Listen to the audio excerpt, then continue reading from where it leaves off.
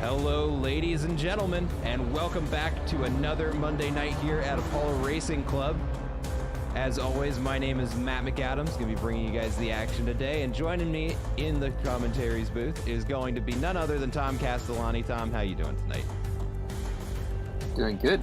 Looking forward to the season finale, and Spa is one of my absolute favorite tracks, so super excited for this. I think it's going to be great for the Multiclass. Yeah, so do I. Spa brings a unique challenge to any driver, and throwing a slower car on the field really does shaking things up. I was talking to the drivers in the practice session, and they were saying the closing speeds between the BMW and the GT3s was shocking. So I think we're in for a very exciting finale. But let's, before we get any farther, let me go ahead and get our eyes over on the track. We have started qualifying, and it looks like Aiden Hasbrock's going to be the first one to start his flying lap here as he's coming through the bus stop chicane. Let's go ahead and talk a little bit about the standings in the GT3 field. Right now, Xu Chen is leading the pack with 245 points. He was a no-show at Kyalami last week, but still has a 24-point gap to the next car, Matheus Alves, in second place after a pretty rough race at Kyalami, but still finishing in P4 and winning at Kyalami last week was Aiden Hasbrock in third place. Matheus Alves, 221 points. Aiden Hasbrock with 213. So both of them within striking distance if Xu Chen has a rough finish to the race tonight. Louis Benora in fourth place with 185 points. Matt Byrne right behind him, a no-show from Kyalami with 181 points. Only a 4-point gap between him and Louis Benora. Just behind Matt Byrne in sixth place going to be Ice Tin with 174 points. Julian Levasseur with 173 points. Jack Lidner with 171. So we're going to have a very close three driver battle for 6th, 7th, and 8th place. Alexander Barnes in 9th place and Carter Bennett in P10. Let's go ahead and cover off the BMW M2 grid real quick. It's going to be Anthony Jones in P1 with the race win at Kyalami. Alex Ardwin in P2 with 243 points. Anthony Jones 255. Melon Pitch in P3 with 205 points. Nathaniel Stewart with 201, although I've not seen him show up, and he was a no-show at Kyalami as well, which is queuing up Cody Barrett really nicely for a shot at third place with 200 points, just 5 points behind Melon Pitch. Michael Locke in sixth place with 189. Liam McNeil in 7th with 186. Also a very close battle there, and neither one of them very far away from Cody Barrett or Melon Pitch. Matt Damon in 8th place with 115 points. Dustin Fletcher with 91, and Sam Carasala was a no-show, and I believe a no-show today with 85 points. And I think that's about everybody for who's showed up on track today. So looking at these quality times, let me make this a little more readable here. Go to personal best, there we go, and we should have an idea of what these lap times are going to look like for the GT3 field. Looking at probably an average about 2:19s for the GT3s. Let's see what Aiden crosses the line with. Or is this his flying lap and I'm confused? Potentially, that might have been an out lap, I'm not sure, but I think Aiden's time should be a really good benchmark if we are able to get one. So he must have invalidated. Does put in a 220, yeah, that must have gone invalid, as Matheus Alves does put in a 219 there. Yeah, and so 219s are what we're expecting for kind of the average pace. I would imagine most drivers will be floating right around in that area, with about a 20-second gap between them and the BMWs. Ice Tin across with a 221.2 bumps him up into third place. So you're saying, in terms of the championship, Matheus Alves is sitting there in second place, and it's really impressive. He hasn't had a win, but has been consistently on the podium with one bad race. But there are drop races, so any of the drivers, I think Xu Chen had a drop. I think he dropped Kyalami. Yeah. Either way, it's definitely close, but it shows how a good consistent season helps a lot. Absolutely, especially with how the linear scoring has been working these last 2 seasons. It's really given an opportunity to the drivers who do show up week after week to make a strong appearance on the leaderboard, and that's what is exactly is what's happened. I had mixed feelings about it. I still kind of have mixed feelings about it, but I'm starting to kind of warm up to it because it really does reward consistency. And as one of the drivers who was diligent about showing up every week, I certainly would appreciate this kind of scoring system. And it's definitely not taken away from the competition, because like I was saying, we've got a couple of battles that are in the single-digit points. Yeah, I agree, and I think it's a good compromise with the drop race. That means that, if there is one that you have to miss, it's not going to penalize you entirely.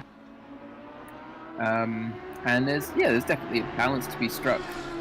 And it's interesting to see Justin Eisen way out on the curb there. I wonder if this is going to stay valid or not, because he's really flirting with the outside of the track there. It looked close. I know it's pretty forgiving. Mateus Alves across the line with a 2:19.3 is the new fastest of the session.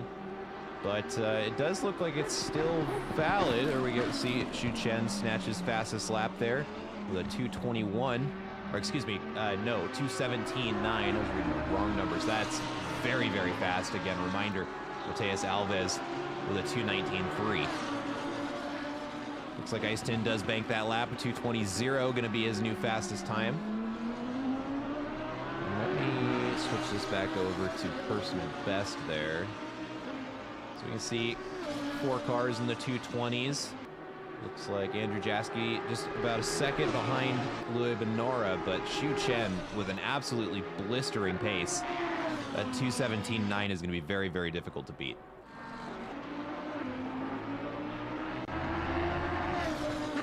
Absolutely, and we see Aiden Hasbrock is coming in with a time now, but he's a driver that we'd certainly expect to see up there in the top 3, if not fighting for the top spot. So interesting that he hasn't yet been able to get a valid lap in, and we're just less than a couple minutes from the end of the last moment at which the GT3 drivers would be able to cross the line to start a valid lap. So his best lap was a 2:21.0, which would be good enough in this case for 6th place, or it would be 7th place, excuse me. But it was invalid, and I believe he might have one more run at his, he'll have one more chance to set a lap as he's coming through the bus stop right now. But he may be the last driver to get to set an additional lap here. Let's see, he banks that one, comes across with a 2:19.0.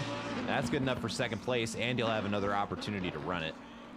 Louis Benora here coming through the bus stop now. 7/10 up, good enough for 5th place with a 2:20.1. I'm sorry, but Xu Chen into the 17s is just...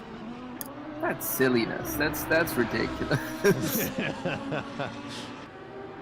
Not quite, even with a purple sector 3 there, not quite able to pull off another one. 2:18.0 going to be his final time. Matt Byrne crosses the line with a 2:19.9, good enough for 4th place. Andrew Jaski up a second.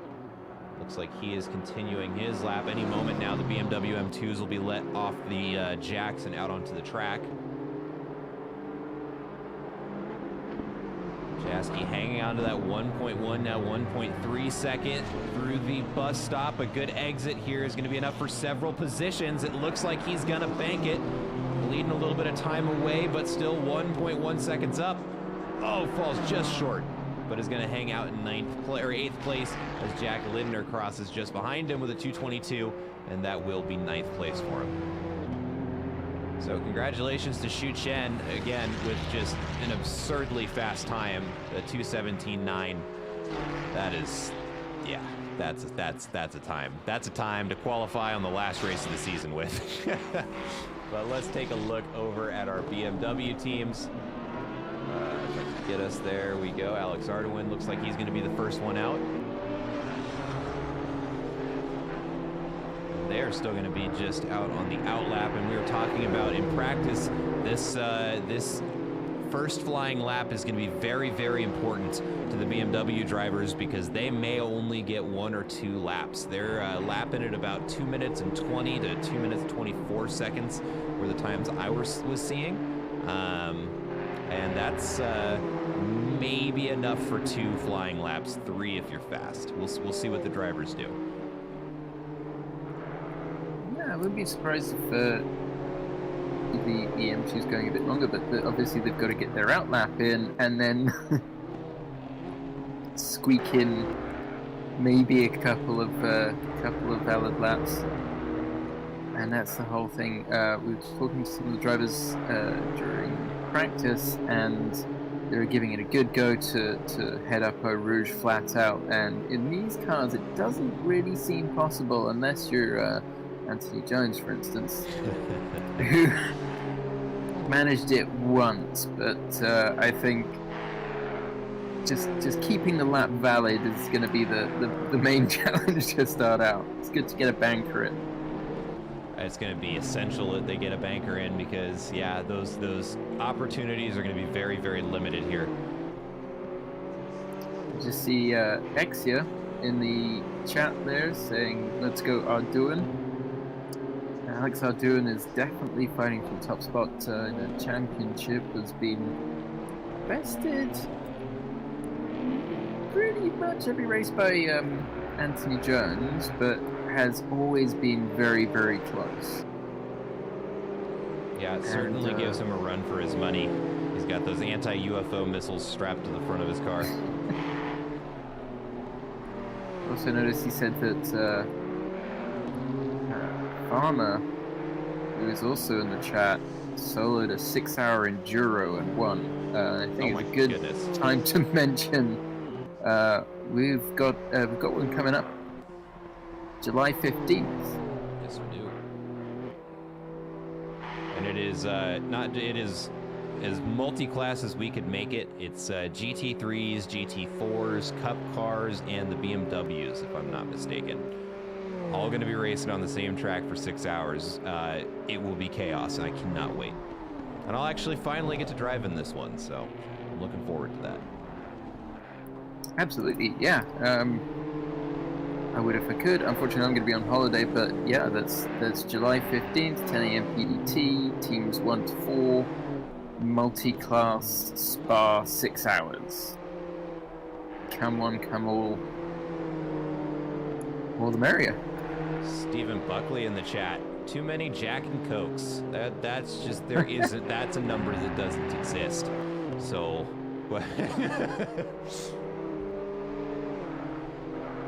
It was it number 2, comma, many.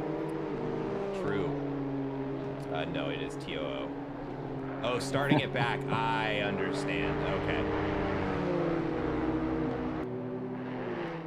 Well, if you're going to drink and drive anywhere, I'm glad it's here.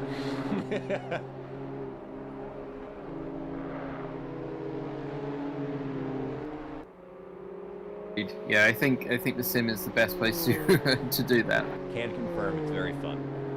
So Anthony Jones has invalidated this lap. It also looks like Dustin Fletcher and Micah Locke have done so as well.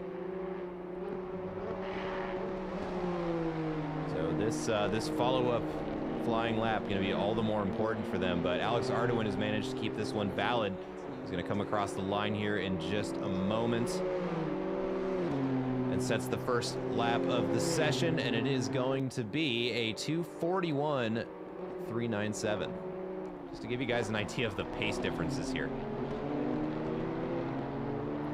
Yeah, so that means that if they have 10 minutes, if it's around, if you say you've got, I don't want to round down too much, a 3-minute outlap, a 3-minute, and then 2 lots of 3 minutes. You should be able to do an outlap and two flyers. Hot laps. Correct. Definitely no third in there. No, there's not going to be any opportunity for those drivers to get that third lap in. Let's see, poured concrete all day, my brother in Christ. I feel for you. Doing a real man's work out there. You deserve some Jack and Cokes. Spa is such a beautiful track. There's a reason why it's been around for so long.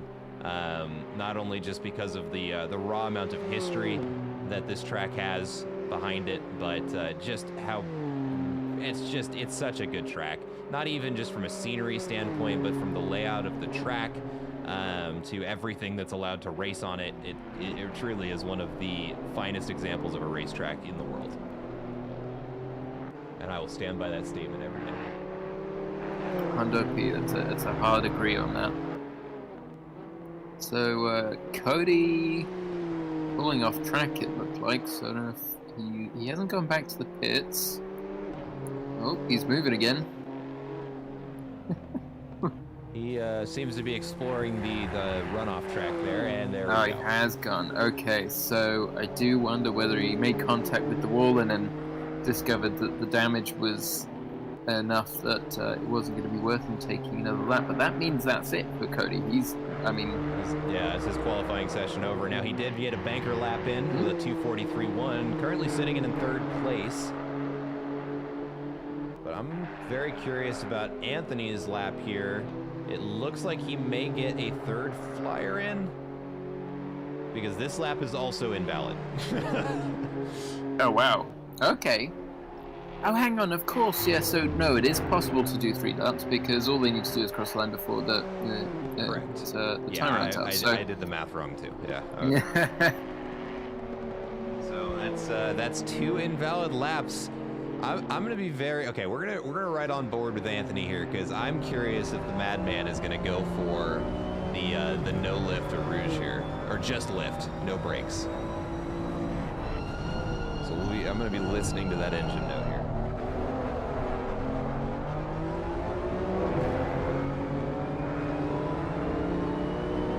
Now, of course, the smart thing to do would be hit the brakes here and bank a lap and not have to qualify from the back, but let's see what he does.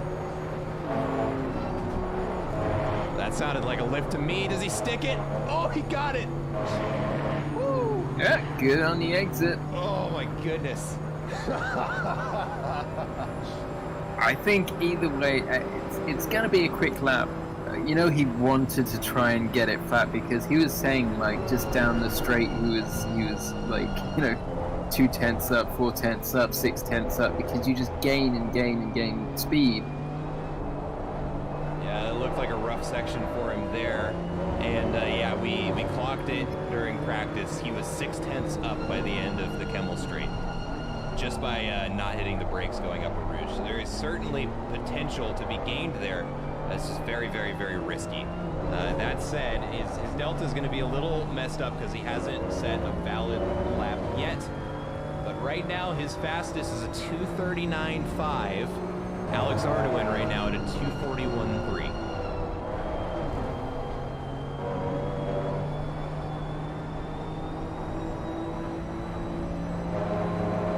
Yeah, it'll be interesting to see what Anthony can do if this is a valid lap. Remains a valid lap. Don't want to jinx him. We'll check in on him later. Michael Locke here, just a little bit behind him on the track. Looks like he just snuck across the line in time to be able to go out on a third flyer, up 3/10, as is Alex Ardoin. So we got 2 drivers here looking to set better times and 1 driver looking to set a time. Yeah, interesting to see that Dustin Fletcher and Michael Locke are exactly a second apart right now, so that'll be easy really if Micah's able to gain a second, which is quite a lot of time, but not impossible if there's time out there on the circuit. I know that Micah and Cody Barrett last race had a very good battle. As we've got Anthony Jones coming up towards the line. He's invalidated though. Oh no! Where? Oh, okay. Yeah, probably at the exit before the back straight. I forget what it's called. Ooh. Okay, well. Blanchiment. Yeah, I would say so. It's so difficult to get the turn in and carry as much speed as possible. That's exactly where he would have done it, I think. Yep. So going wide there. Micah Lock invalidating on the outside, I believe, in the same place, and that's going to bring the quali session to a close. Well, it's going to be very exciting for Anthony then. I'm going to have a lot to see in the M2 field. He's not adverse to a challenge, and we do have Stefano Buccilli, I think is Stefan Buckley. Yeah.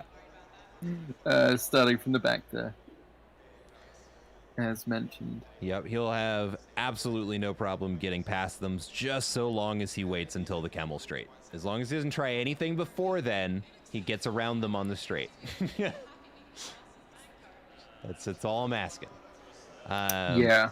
But as we have not a full formation lap, so I want to jump into the grid walk real quick just before we get going here. Shu Chen qualifying in first place. Definitely a good look considering he's got to defend first place from these other drivers. Aiden Hasbrook qualifying in P2. Mateus Alves is second in the points overall in P3. Matt Byrne in P4.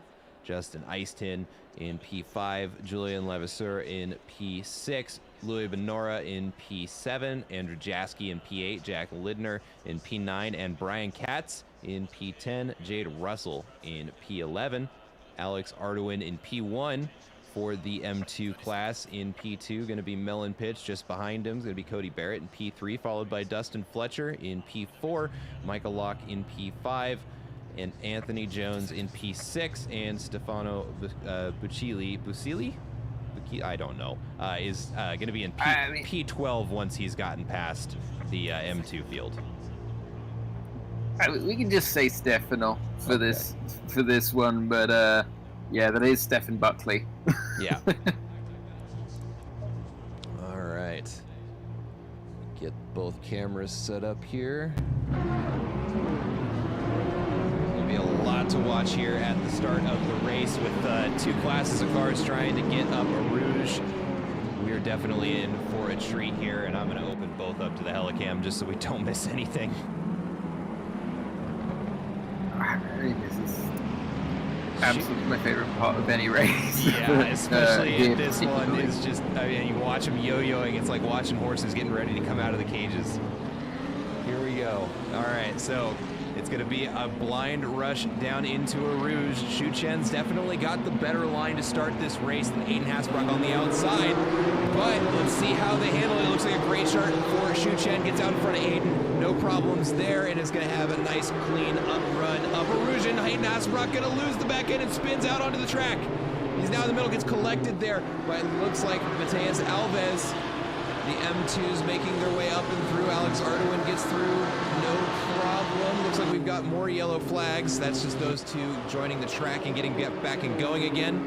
And we can see there on the outside, Stefano is making his way up through the M2 grid. Looks like he's gotten through almost all of them now. Well, let's get back up to the front here because we've got a very, very tight battle for second place behind Andrew Jaski, getting chased down by Matt Byrne, Julian Levasseur, Eistin, and Louis Benara. You can see how tight that pack of four is as they're coming around the sweeping right-hander. Now down into Puan. And first place not that far away either. So this is I mean, as near as makes no difference. The entire GT3-bit grid is still fighting for position as we come into Sector 2.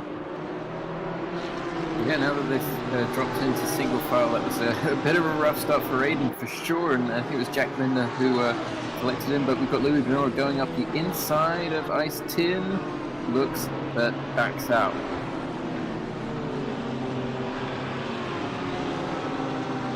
Matt Byrne certainly applying the pressure to Andrew Jaski, leaving Shu Chen to kind of pull away from the grid here with now a 5-second gap to everybody else before the first lap is over. But Matt Byrne is right behind them, breathing the fumes out of that BMW as he gets a good slingshot into the inside through Blanchimont. That's going to be enough to carry the speed now through into the next corner. Let's see if he can get out in front of him. It's still side by side. The BMW carries the speed off track, and he's going to hang on to that position. Yeah, a little bit tricky there, holding on to position by going off track, but that is generally, it's not an overtaking spot, but it's generally not an overtaking spot. And they're heading side by side again now. Over to you, Matt.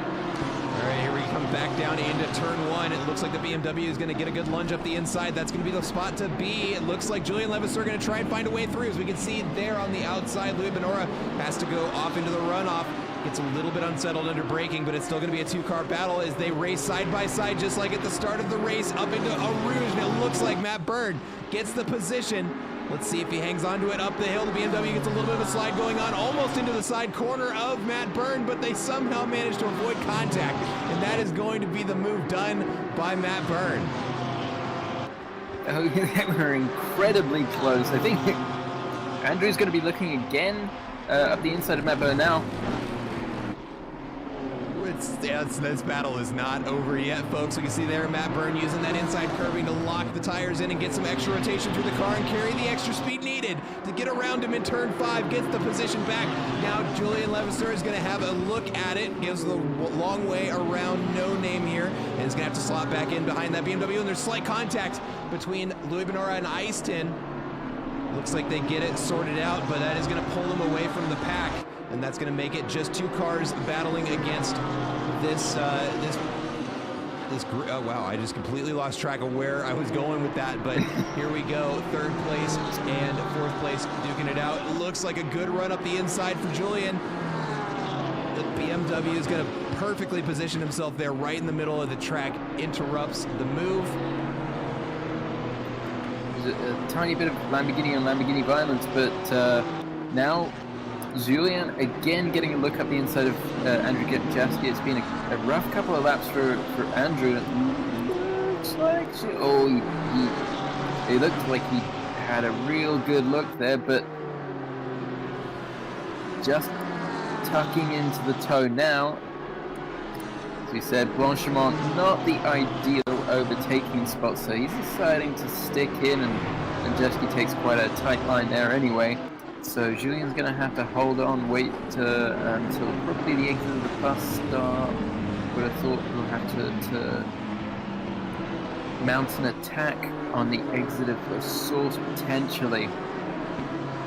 Do a good over-under there, but the Lamborghinis are at it again. If we look over on the other screen, we can see a battle between Anthony Jones and Melon Pitch, going to be going too wide around Blanchimont. And it does look like Anthony Jones going to sneak up the inside there and grab a position. Again, starting from the back of the pack, has worked his way up into 2nd place. Now he's just got to chase down Alex Ardoin. There we go. Anthony does not hang around and has made light work of most of the field there in the M2 class. Julian Levasseur feels like he's getting a little bit held up by Andrew Jaski, but he's backed off and he's hanging back a little bit now so that he's not too close to the BMW in front, and will take another run at it. A couple of laps ago he actually was into the back of Andrew Jaski just a tiny bit, just a little kiss, a little tap. But he will want to make sure that he doesn't fall into the clutches of the pair of Justin Easton and Louis Benora behind. Meanwhile, Stefano has made it all the way up into 7th place, so he's made a few spots up after having cleared the M2 field early on. I actually saw him hanging back very early on in the race, so it was wise of him to kind of just let things all work themselves out. Sometimes that's the best thing you can do when you have a compromised start. If you know at least as long as you know you have the pace to catch up, which clearly Stefano here does. It tends to just kind of let everybody get all of the adrenaline out of the way, and then once that's figured out, then I'll make my way up the track. And that seems to be the strategy he's going with, and it's playing out well for him. It says up 11 positions because he started from the very back, but that would be, he was starting in P12 in the GT3 field, so that's up 5 positions, which is still a very strong start to this race. Indeed, we do have, so Jade Russell has brought it into the pits. I'm not sure if I don't think the driver received some damage that we were not aware of. I think Jade Russell started from the pits and just hasn't left yet. Didn't take the start. And of course, one of those places was Aiden Hasselbrock, who dropped back very far at the start. but we'll be trying to make it up to the back of the field. He's making, you know, severe progress through a rouge. Hold on tight. Julian gets bumpy over the curbs there, but manages to hold on to it. I think he did have a bit of a compromised exit, so we've got those the two Lambos just ready to pounce, and Justin's looking up the inside. Julian just looking to the apex, but keeping it wide enough that he's able to take the inside line of the flip-flop. That's very tight. Defended there by Julian Levasseur. Let's see if Eiston has the same luck with Louis Benora. It doesn't look like he even has a chance.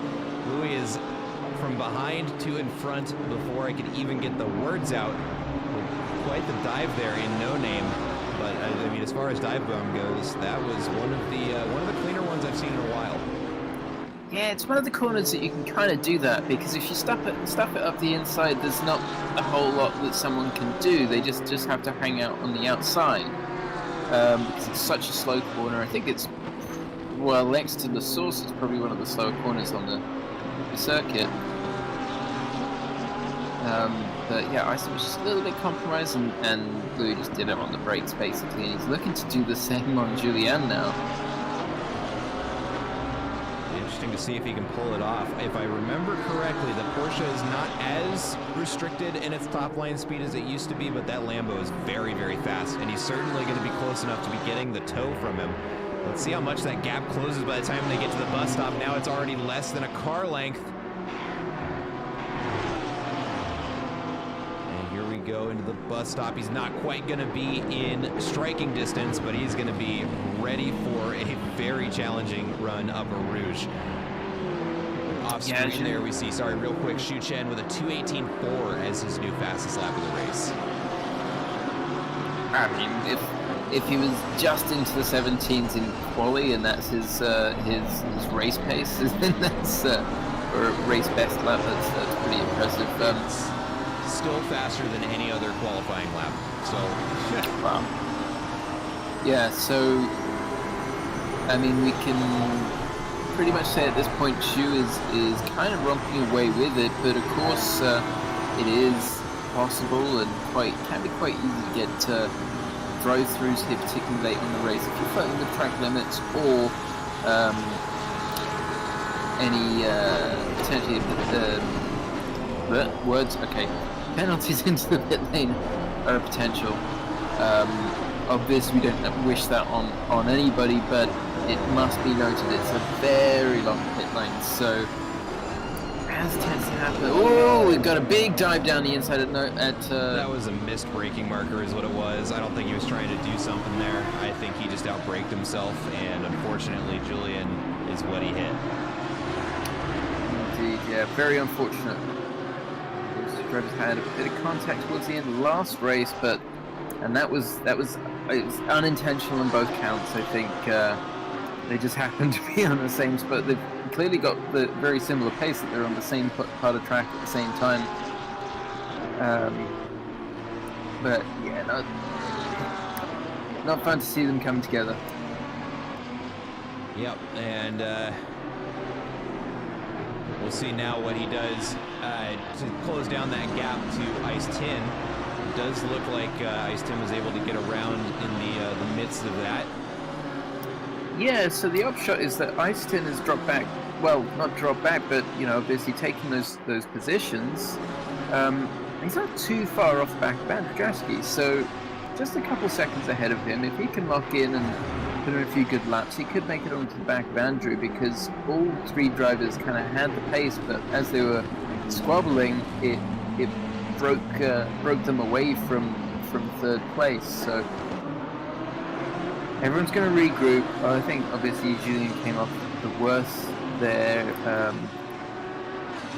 So almost 6 seconds back now on Louis in 6th place, but hey, we were 10 minutes into. Ooh, is that Aiden around again? Gotta hold your brakes, buddy. Okay. Yeah, that is going to be Aiden off in Blanchimont, and almost collecting Jack Littner, but fortunately everybody's looking at the road.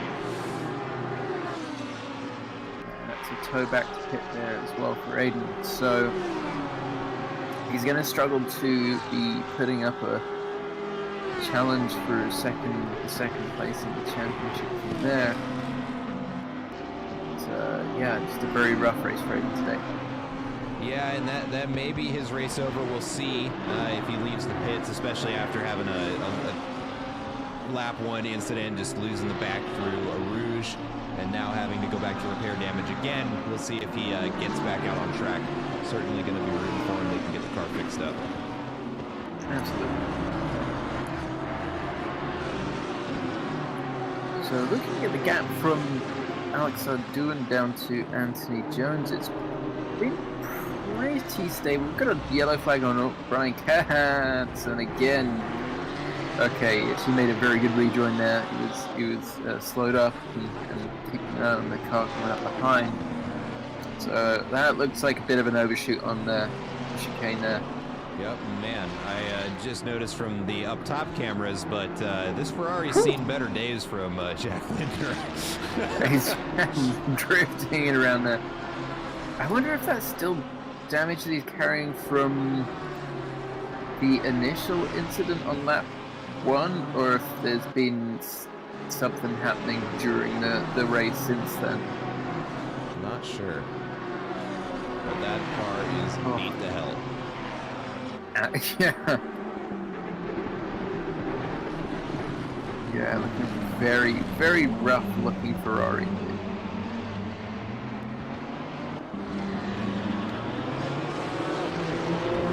Watching the race start right now to see if it was from the start. I do see his car number in the accident log. Yeah. Does he do that? Yes, he was the one that collected Aiden. So yeah, and then he went into the wall and it just demolished his car. Oh, so it did front and rear damage. Yeah, I mean, the pit window should be open, but it might be that he's just running to the fuel that he has. Yep, I forgot to set the mandatory pit stop, so hopefully, let me see, is nobody served theirs yet, so that should still work.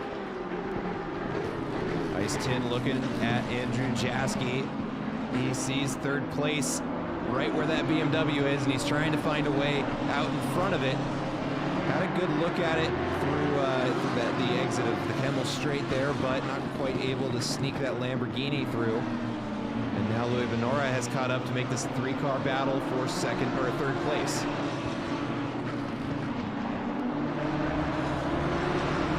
Yes, as I said, like, that gap was definitely surmountable, and it's happened relatively quickly. The two Lambos have latched onto the back of Andrew Jaski, who is out a little bit wide there. If that's going to be against track limits. Already Justin Ice Tin just weaving around a little. Oh.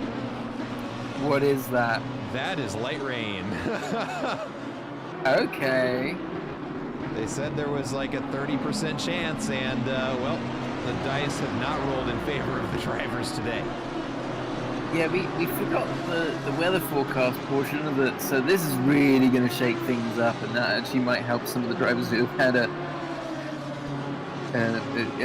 let's say, an interesting time up until now, and you can see immediately Justin Ice Tin dropping off, and these sorts of conditions definitely favour the brave. If you're willing to just keep your foot in it, I think, is Justin looking to bring it straight into the pits? Yeah, that's why. I could see him slowing through the bus stop, and I think he was trying to get over to the right side of the circuit, which is where you have to be. And again, it's the same for Julian's coming straight in for wets. Matthias Alves is coming straight in for wets. Stephen Buckley's staying out. I don't think anyone would have started on wets. That would be, yeah, that'd be insane. Yeah, so Stefan perhaps just seeing if he can, if it doesn't get too heavy, stay out on the dries, but we're just over 15 minutes in.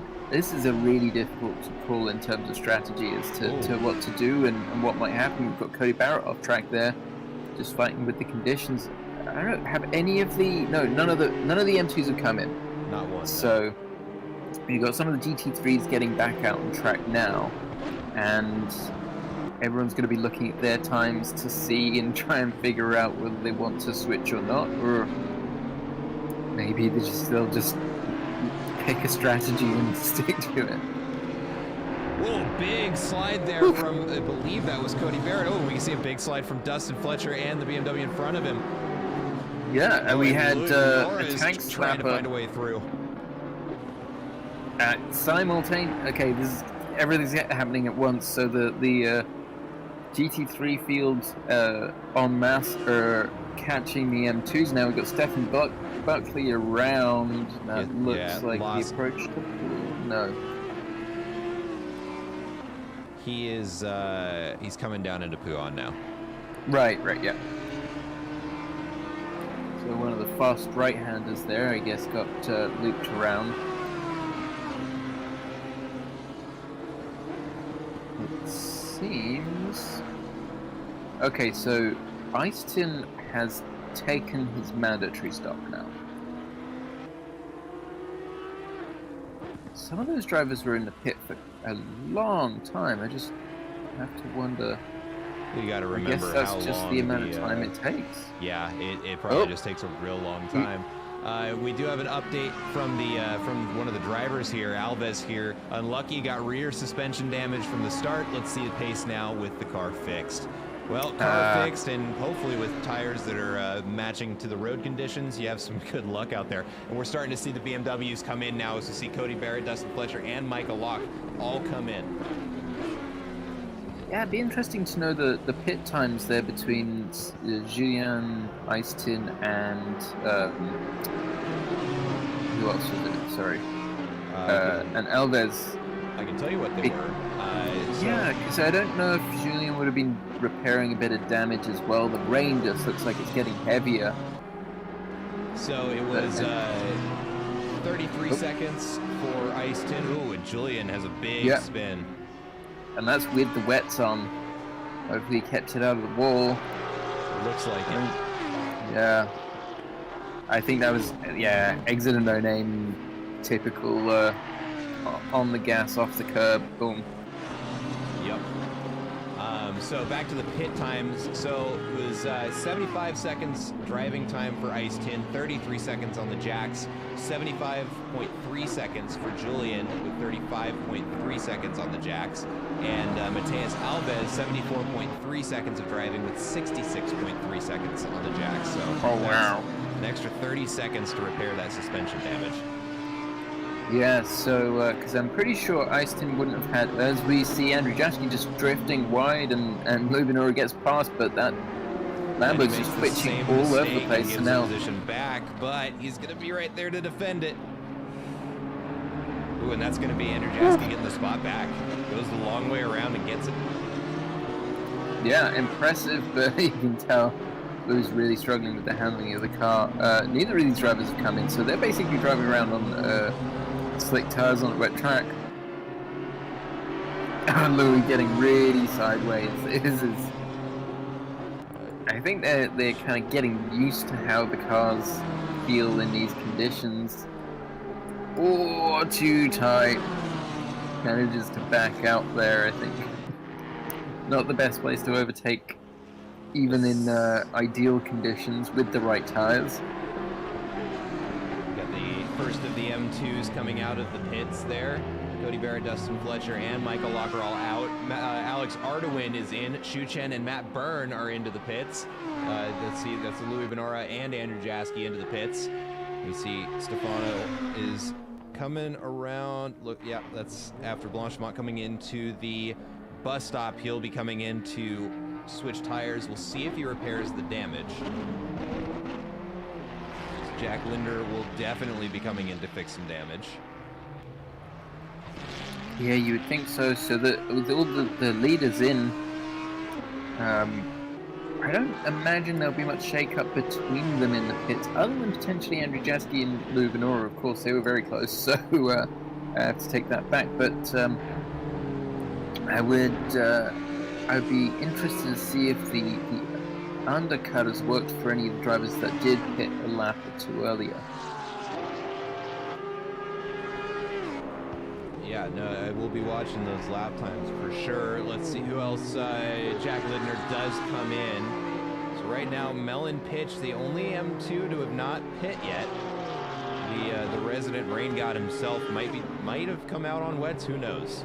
But we'll see how long he stays out there. That'll be our answer. But yeah, I mean, basically the whole GT3 field in the pits right now. Jack Lidner coming out, and we can see them all parked there.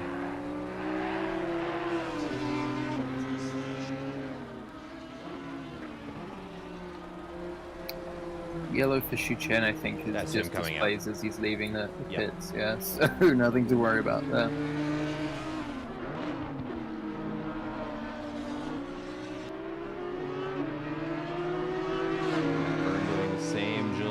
Has a yellow flag there. I think it was just maybe a little sliding getting around that BMW. Yeah, I've noticed that cars are getting yellows just approaching the bus stop with no issues. So do take that with a pinch of salt. Oh, and we get a drive-through for speeding in the pit lane to Louis Benora. Oh, that'll definitely hurt his battle with Andrew Jeske, to say the least. That's not a light penalty at all. No, and as we're seeing here, it's just driving through takes about 76 seconds. So that is a particularly brutal penalty there. Yeah, the lap time's long, but the race is the same length no matter what. So Jack Lidner and Brian Katz into the pitch, but something I've just noticed is Stefano is still out there, as is Melon Pitch. So we still have two cars out there, presumably on dries. You'd imagine. Be nice to... Although, let's see here. Let's see what he does. He's staying out. He's still got to make a mandatory stop, right? So, we said if anyone had been driving around on wet tires, particularly in GT3, those would be chewing gum by the time they got to this point. And then,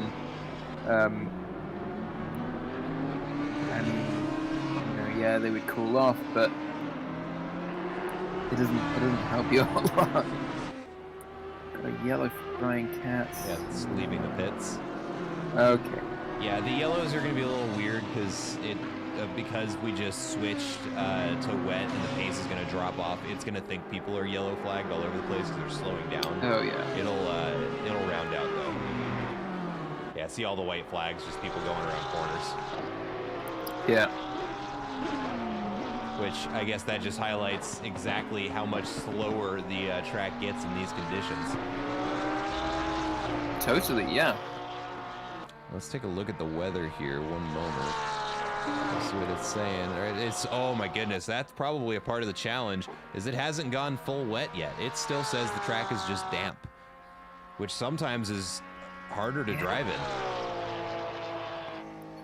Yeah, no, the tipping point does tend to be a little wetter than you would imagine.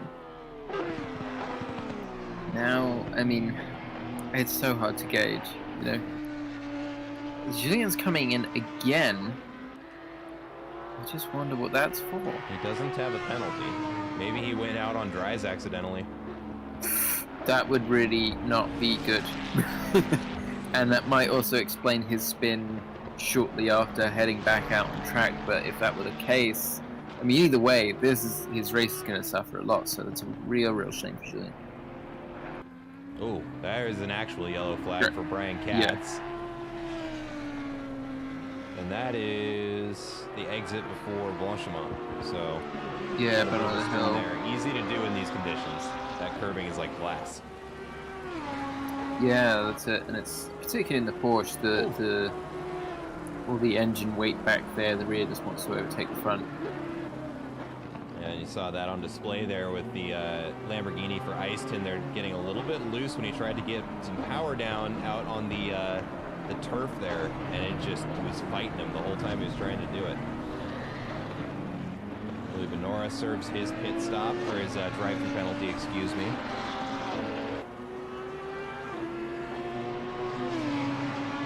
With Julian in the pits, we maintain 7th place, with Matthias Alves making his way back up through the field in 6th, and Justin Eiston once again closing the gap into Andrew Jaschke, who's now on wet tires. But we do have a yellow, and I don't know if it's a legit yellow for Matthias Alves. Yeah. Does seem to be dropping time, and he's looped it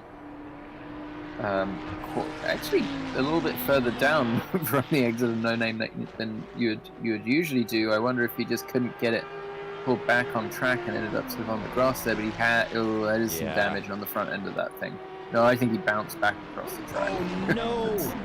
The number 8 car gets a stop-go 30 for speeding in the pit lane. That's gonna be Julian Levasseur. Oh no. Yeah. I mean, these are races where you just build a lot of character in a short amount of time.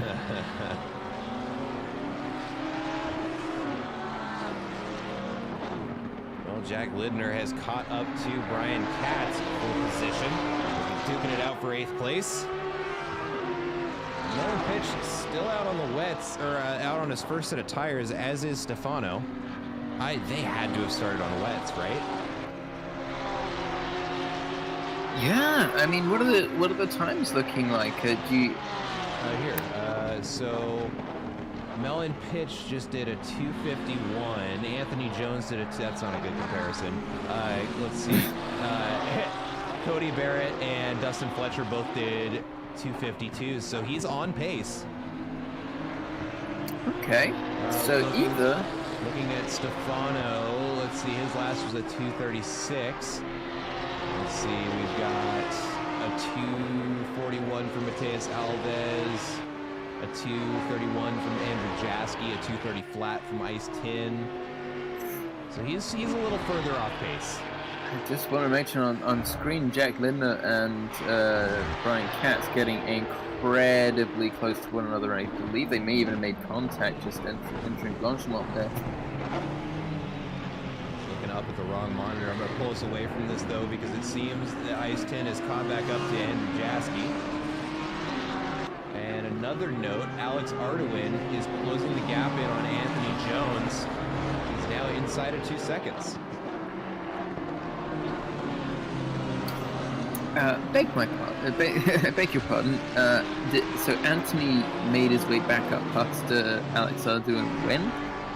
Was that in the pit cycle? It had to, I think it was. Looking at the pit times, Anthony Jones spent 74 seconds driving. Somehow Alex spent 82. That would account for the difference. There was only a half-second difference for their standing time on the jacks. I wonder... I'm trying to figure. I'll find it on the replay. 1 sec. Yeah, because the boxes are, they use the full length of the pit lane for the exit, but the boxes are on the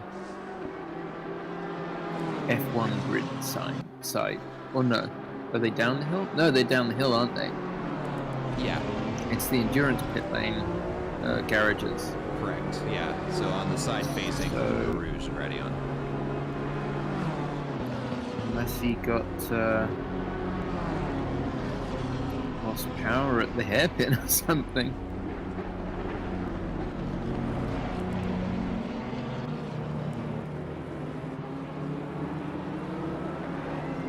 I wonder if he was expecting a hitbox.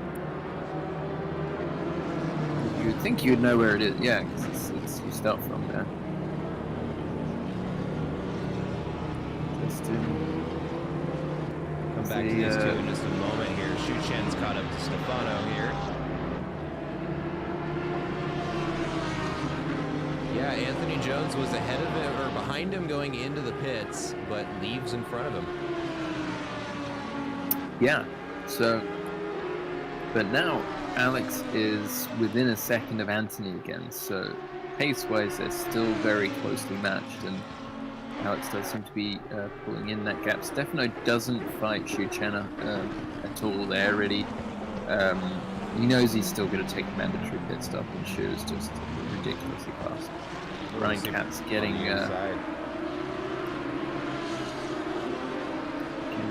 Brian just overshooting the bus stop there.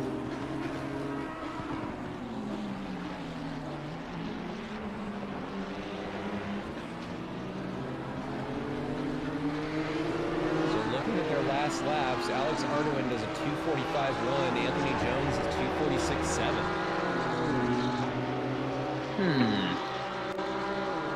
You know what?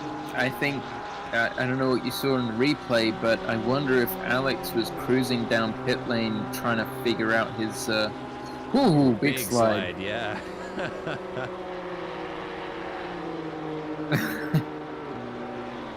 Big distraction. Yeah, I just wonder if he was having to go slow whilst he was trying to sort out his pit stop stuff, get onto the right tires. I know that in the past, Alex went back out on dry tires by accident, and Anthony was able to claim a race win in that scenario, and it would be interesting to know if the same had happened in reverse order. But we do have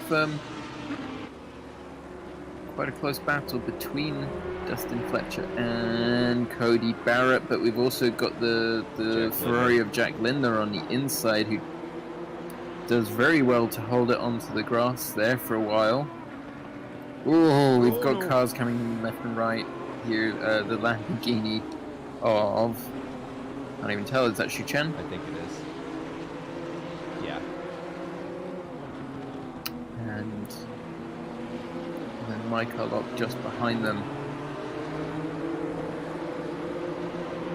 Nice. So these three M2s are all very closely matched. Yeah, and looking at their lap times, that seems to be the case, all within 2 seconds of each other. So we'll see what happens down the straight. We won't see too much here, although it does seem that Dustin Fletcher might be going just a hair faster than the car out in front of him, but won't be able to make a move until after the bus stop.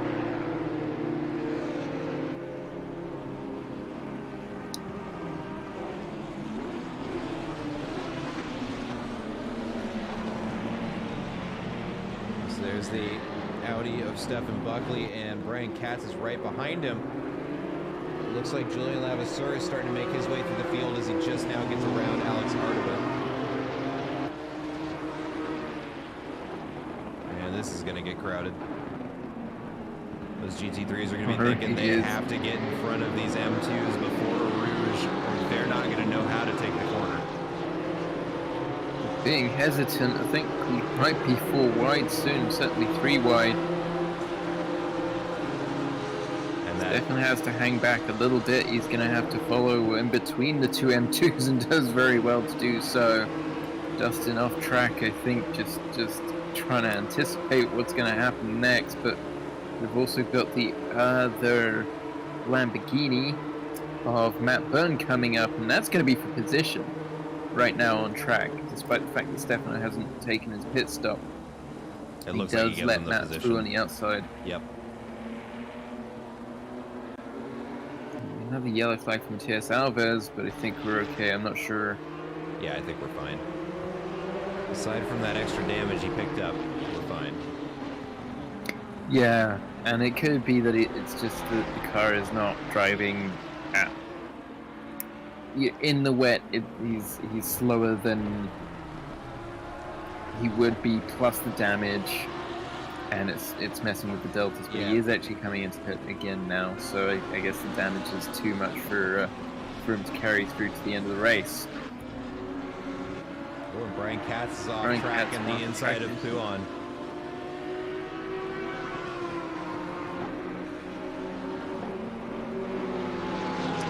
Does bring it back on track, but he's going to have to get past those M2s again. Still have 2 cars that have yet to serve their mandatory pit. Mellon Pitch and Stefano are still out there. There's no way they didn't start on wets like that. Actually, I take that back. Let's look at the lap times here. Last one out of Melon Pitch was a 2:49.6. We have, yeah, he's a little bit, he's actually a little bit faster than some of the field still. Yeah, he had to have come out on wets. That's the only way. The problem for them now is that if they come in change and it dries out, then if they're already on wets, then oh wait, but hold on, look at that weather forecast. Have they big brained this? Did they just galaxy brain us? Hold on. That's the thing. Yeah, because if they've fueled long, is that Stefano's into the pits now? Yeah, he is into the pits. I'm very curious to see if he comes out on dries. I mean, you would have to if you're him, right? If he knows what's coming in terms of the forecast, then that would be the sensible decision. You still lose a lot of time in the pit, but it's just, the thing is, he must have started on wets, yeah. That's the only explanation that I can come up with, because the dries would not have lasted this long at the paces that both of them were pulling. Whereas Melon, I guess you sacrifice faster than some of his competitors.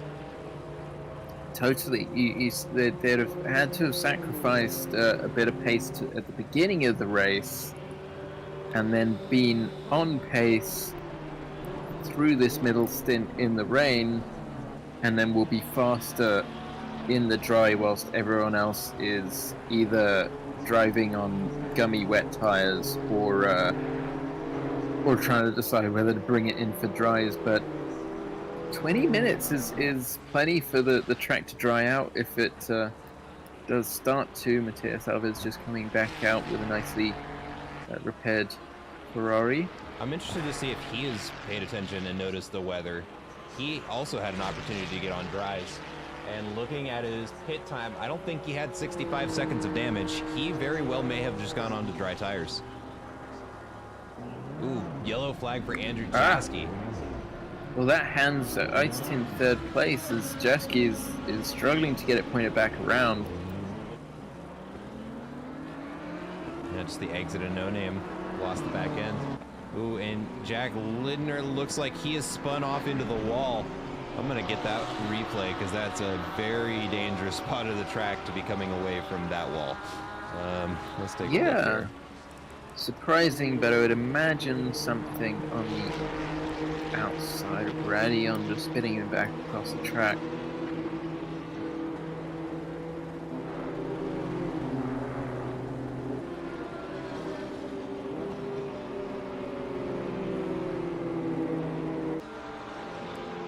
Louis Benora did take 5th place from Stefano just as Stefano was completing his pit stop, but for sure it's going to be interesting to know what tires he's decided to come out on. Oh my goodness. Okay, so what a beautiful pirouette to not hit the wall. So here's the replay here. You can see there's Jack Lindner coming around. Blanchimont gets loose on the outside. It snaps over on him, makes the full 360, and just keeps it out of the wall. Wonderful. Tank slapper into 360 J-turn and rejoin. He was going for the combo there. Got to get those multipliers.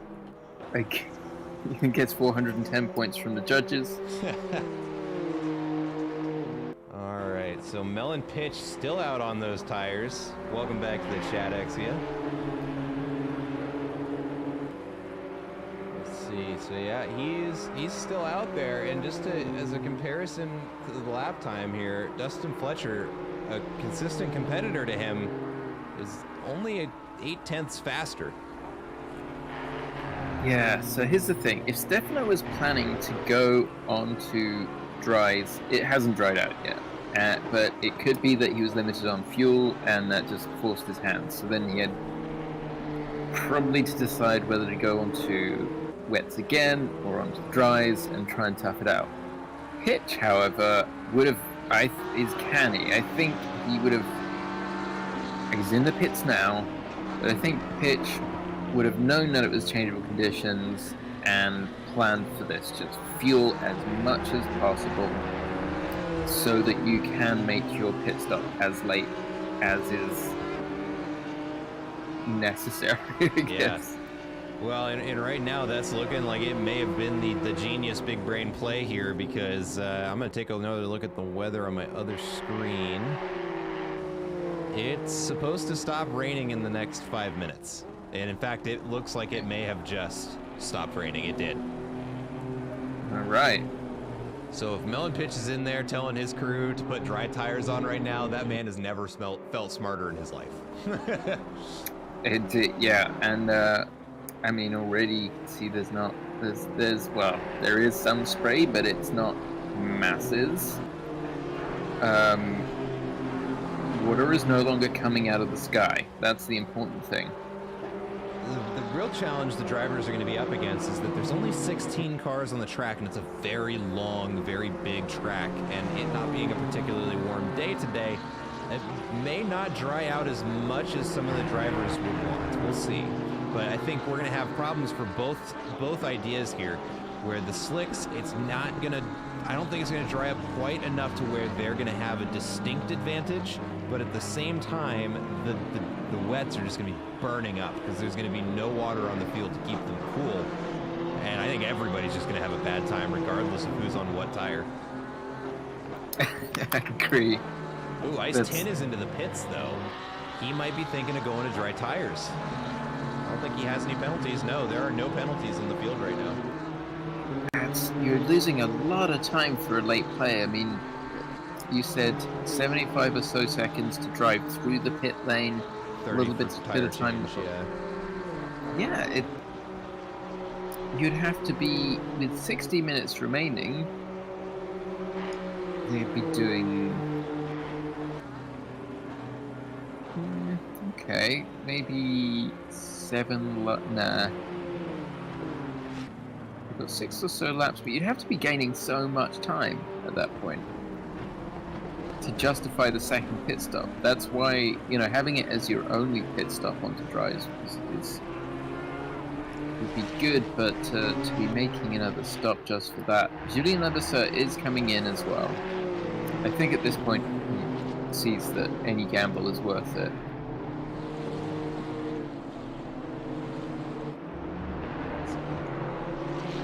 So Melon Pitch has served his mandatory pit. I don't know why it's saying that he hasn't, but that has been served, so let's go ahead and get rid of that. And so it has spit him out in third place with a healthy gap to Dustin Fletcher, and yeah, he's pretty comfortable where he's at. That's not bad. The question is whether he can gain almost a minute up to outside Dune. That's going to be the million-dollar question. Let's see, 14.5 minutes left in this race at about, I mean, if they go to, they're not going to go to dry quali pace, so let's say 2 minute 40 lap time. He's going to have to be saving a lot of time in order to get in there, because there's only maybe another 4 or 5 laps of this race.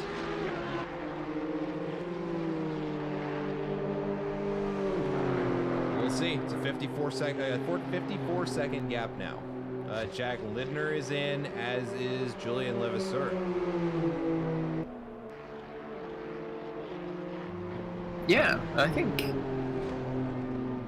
I mean, it's surprising, but then if more and more drivers decide to go to the dries, then it encourages others to do the same, because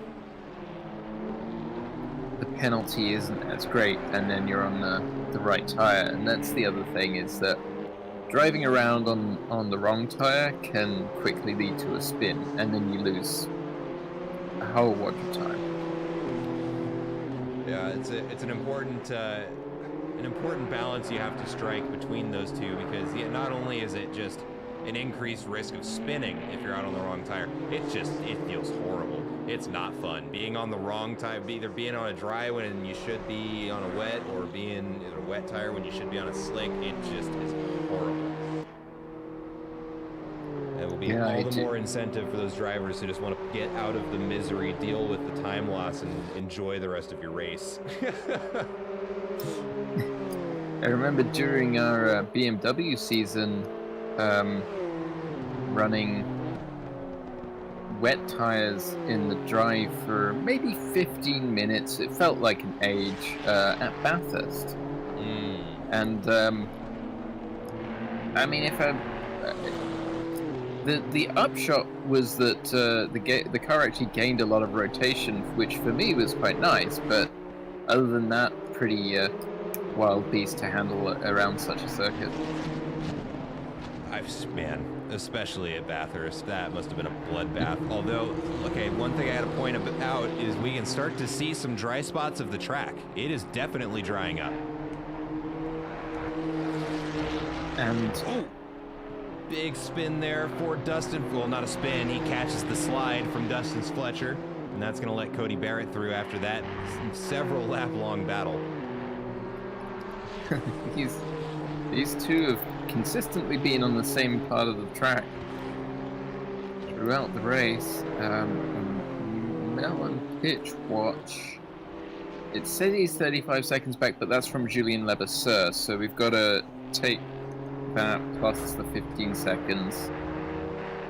It looks like he's made up 1 second so far.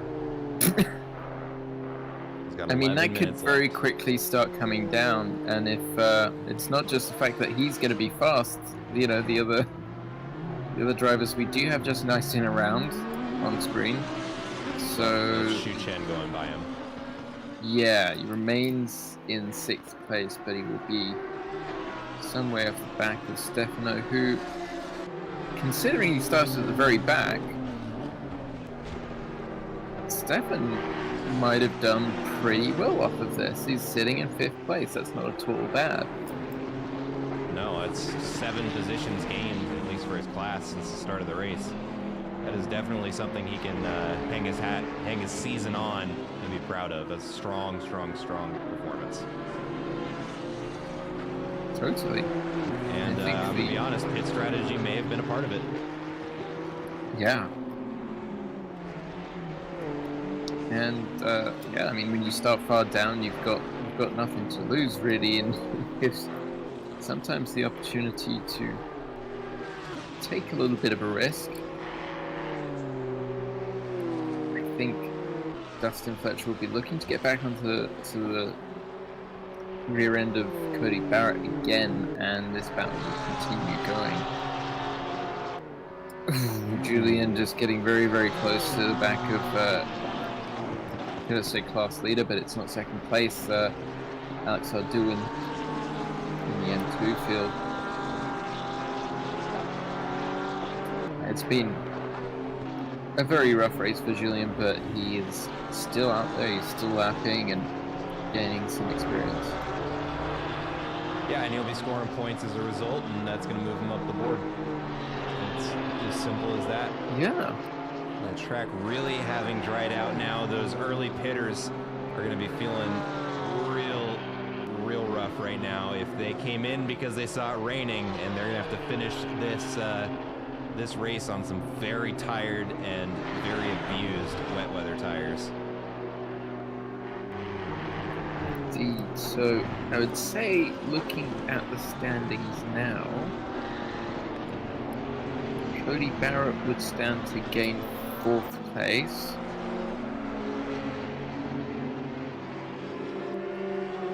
And potentially Dustin Fletcher will be taking a step forward.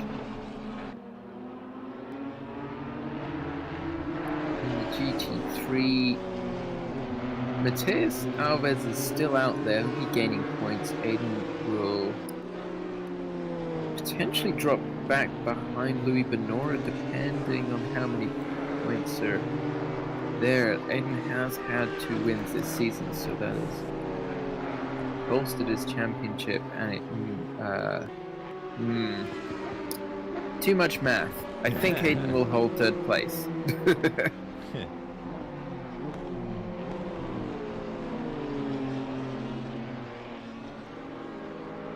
Dustin Fletcher is slowly reeling Cody Barrett back in after that slide. He's got it inside 1.2 seconds. He's running out of time to try and close that gap, though. Melon pitch watch, he's still floating around that 52.3 to 52.5 second gap, so I think he is pretty firmly cemented in third place. Alex Ardoin is losing time to Anthony Jones. Now a 6.3 second gap. Anthony Jones sitting up in first place right now. In relative comfort, we got a yellow flag on Julian Levasseur. And it looks like No Name has claimed another victim here, or excuse me, Puan, as he gets the car going again. Yeah, perhaps the AstroTurf holding a bit of water, but Matheus Alves making it look incredibly easy, getting past on a portion of Brian Katz around the outside. He may be on dry tires. Looking at his pace right now, he just did a 225, and Xu Chen last lap with a 232. Well, that pretty much seals it. I'd say he is on dry tires then. Because the pace of Alves was maybe in quality a couple seconds off of Xu Chen. You know, they're reasonably close, but in terms of the fact that Xu was just blisteringly quick. Speaking of blisteringly quick, Matt Byrne is actually slowly pulling in the lead that Xu Chen had built for himself. It's now inside of 6 seconds, and on their last lap, let's see, Xu Chen did a 232.7. Matt Byrne did a 227.8. 5 so seconds are we thinking faster. that Matt switched to just stuck on dries and toughed out the West stint? I'd be very interested to know if that's what happened. And chat, yeah, if something smells like something's burning.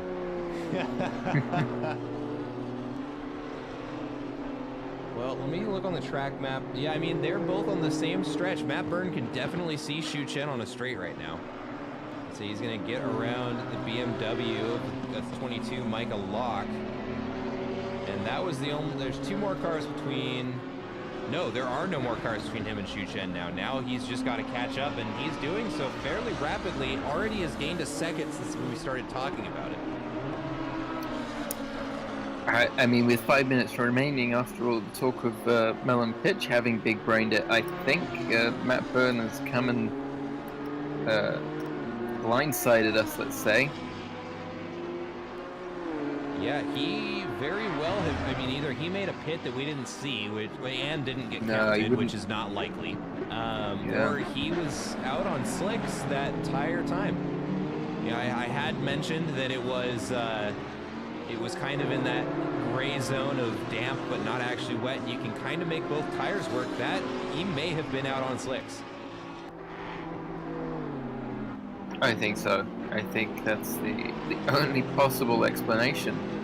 And I've seen people do it before, where they stay on the dries and drive to a pace, and just don't try to go too fast, and aim on keeping it on the circuit, because you can gain so much time. I mean, you see he's having to pass the M2s now. Dustin Fletcher just a second away from Cody Barrett, leaving Cody absolutely no time to take a breath in this hour-long race.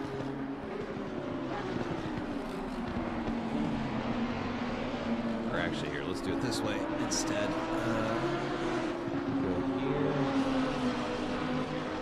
So the big question, I think, will be as to whether, when Xu Chen sees Matt Byrne approach so rapidly with so little of the race to go, how hard he will defend. Knowing Xu Chen, he is going to hang on to that position for as long as he is able to, and he has every right to. So I think we're about to see a very, very exciting battle right here in the final stage of the race, which just so happens to be the season finale. Well, luckily, at least on the stream, both cars are black, so if they exchange paint, it won't look too bad. He's now coming up on that 3-second mark with 3.5 minutes left in the race.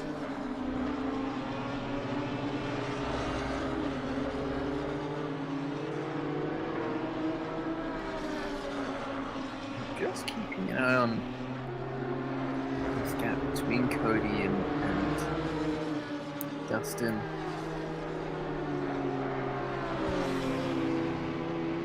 Dustin way out wide there as he's trying to get a clean exit. It's so difficult once if you're not at the right angle of attack and you want to get on the gas but you can't. It is possible to run out there and not have any, not receive any warnings.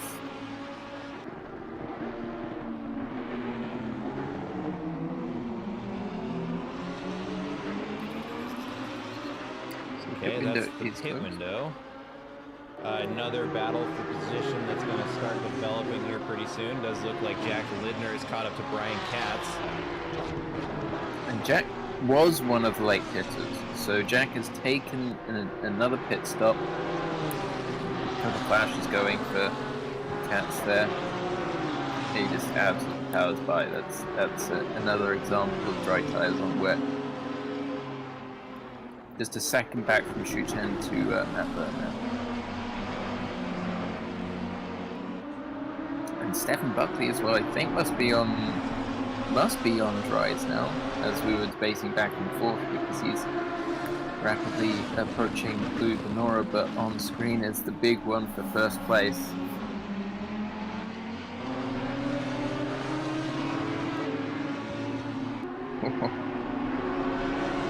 Cheeky little pass on the inside there by Stefano, and it looks like it's going to be all he needs to get out in front of Louis Benora.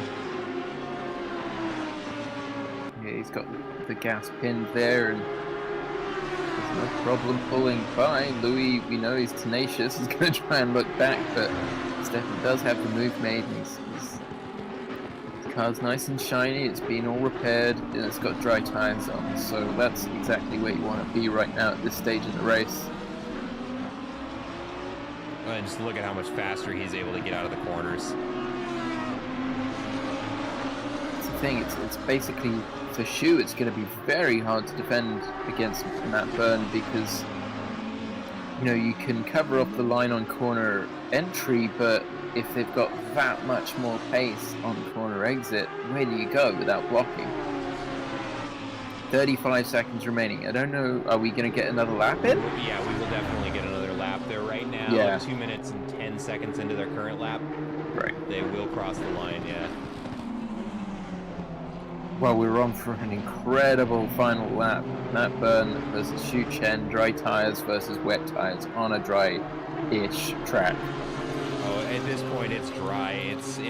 There's no more moisture on that track. It has dried up. So right now Shu Chen's going to be fighting, tires that are probably about ready to pop and are melting. And Matt Byrne sitting behind him, pretty much on what I can imagine are very close to perfect slicks. Maybe a bit cold. Let's see. Heading up a Rouge. Sounds like just a slight lift from them both. That's one spot you would expect to gain a lot of time on dry tires, but it doesn't seem to be happening. We know Shu has so much pace, and now he can't ignore the fact that Matt Byrne is right there up his exhaust pipes. Yeah, I think this is where we're going to see Shu is just not going to be able to do anything about this. Going up a Rouge, Matt Byrne can't push him because there's no way to correct it. Once you've committed to a line and a speed, you're doing it until you either die or you get around a Rouge. So he probably had to check up on the brakes just to avoid going into the back of Shu. And now he's going to fight him where he knows he's got the traction to do it. It's just a question of whether or not he can find a spot to get around Shu Chen, who is no doubt going to be doing everything that he can to make that Lamborghini 4 cars wide. Big closing speed from Matt Byrne into the braking zone there, but he does well to keep it out of the back of Shu Chen. Melon Pitch did come into the pits, not sure why, we'll find out afterwards.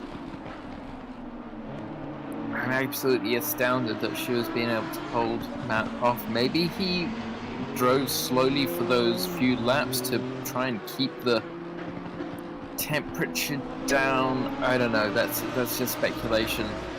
So I'm going to take a guess here and say that Melon Pitch came in because he needed to fuel, because his standing time on the jacks was only 5.8 seconds. Ugh. That is a shame. Okay. But back to this battle, Matt Byrne is rapidly running out of time to make this pass happen. Now just the bus stop chicane to go if he's gonna make a move. It's gonna have to happen here, and we can see it. He's going light on the brakes and tries to sneak on the outside. They touch, and that is gonna be the position given back to Shu Chen, but immediately taken back because Matt Byrne can just sneak up the inside. But it's gonna be a drag race down to the line, and Shu Chen comes out in front. And that is going to be the end of this race. Shu Chen going to be our winner, and Matt Byrne just a 1/10 of a second behind him in second place. How did Shu manage that for a season finale? Last lap, last corner between Shu Chen and Matt Byrne. That was absolutely incredible. I thought Matt had the drive out of the final corner there, but clearly not. I believe Alex Ardoin had come across the line, or I'm pretty sure I saw the car of Alex Ardoin off to the side. Did he run out of gas? Is he taking the flag? No, he's moving. He's moving. I think he was slowing down to try and let the leaders by to not do the final lap, but And is having to do so anyways. did not succeed in his endeavor, yeah. Stefano looking to make one more position up here, which would be third place. It's looking like he's going to get it as he goes wider on the outside of Andrew Jaski, and he gets it. He sticks it, and he's going to carry that momentum out into Blanchimont, and there is nothing that BMW is going to be able to do about it.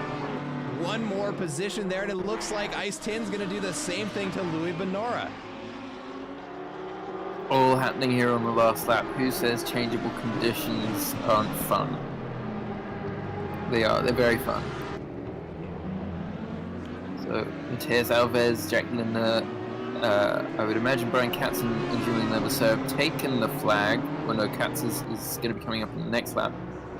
Yeah, but Stefano, they're going to finish on pole after starting in 12th place, up 8 positions. Yeah, third place for Stefano there. Let's see. It looks like Anthony Jones, yeah, he's going to win because that's an insurmountable. There's 26 seconds there, so that's going to be first place for Anthony Jones. Alex Ardoin in second. Cody Barrett finishing in third place after Mellon Pitch having to take an unscheduled pit stop for fuel. Dustin Fletcher there wearing his tires down to nothing in fourth place. Michael Locke going to be finishing in P5. Mellon Pitch going to finish in last, unfortunately. Looking at the GT3 grid, the race win going to go to Shu Chen. Matt Byrne with a very hard-fought second place there, coming down to the final corner. Stefano finishing in P3, a very hard-fought race there. Starting from the back, wins it with pit strategy and just some excellent, consistent driving throughout the race. Andrew Jaski doing some celebratory donuts here on, it looks like, 3 of his 4 tires, if not none of them, with how low the back is. Ice Tin finishing in P5. He's just out there doing an in-lap. Louis Benora in P6. Matthias Alves finishing in P7 after a lot of trips into the pit stop for damage. Jack Lidner in P8. Brian Katz in P9. Julian Levasseur, again, another challenging race for Julian Levasseur, finishing in P10. But that is going to do it for tonight's race for the season finale. We got to see it, a photo finish across the line between Shu Chen and Matt Byrne. Let's go. Absolutely. I'm speechless. That was, we couldn't have asked for anything better to wrap up the season. And I'm already excited for the next one, and indeed the Enduro that's coming up. Yes. So, a reminder to everybody, this was a season finale, so we are going to be taking a couple of weeks off while we get the next season set up, but there will be more racing to be had. There is a 6-hour Enduro on July 15th, correct? Correct. Yes. It'll be 6 hours here at Spot as Multiclass. It's going to be GT3, GT4, Porsche Cup Car, and the BMW M2s. So there's going to be something for everybody, so go get signed up for it. There are links in the Discord. Try and get as many teams out there on the track as we can, because of all the tracks to do a 6-hour on with lots of cars, it's definitely Spa. It'll be an absolute blast, so we hope to see you there. As for the stream, the Monday night streams, well, we hope everybody has enjoyed the season. I know that Tom and I have. It's been exciting from start to finish. The drivers putting on a phenomenal show for the entire season. Lots of, just driver stories to follow. We got to see plenty of people improve throughout the season. We got to watch people fight their way up the ranks and crazy recovery drives. We got to see it all this season, and it has been an absolute blast. Do you have any other closing thoughts, Tom? Just exactly what you said. Enjoyed the season, looking forward to the next, and happy to have been able to experience it. And couldn't got to say the same thing myself. But that's going to do it for us tonight. Thank you so much to everybody who joined us. We hope to catch you at the 6 hours of Spa that we'll be putting on here in a couple of weeks. And whenever the next season comes around, we look forward to seeing you then.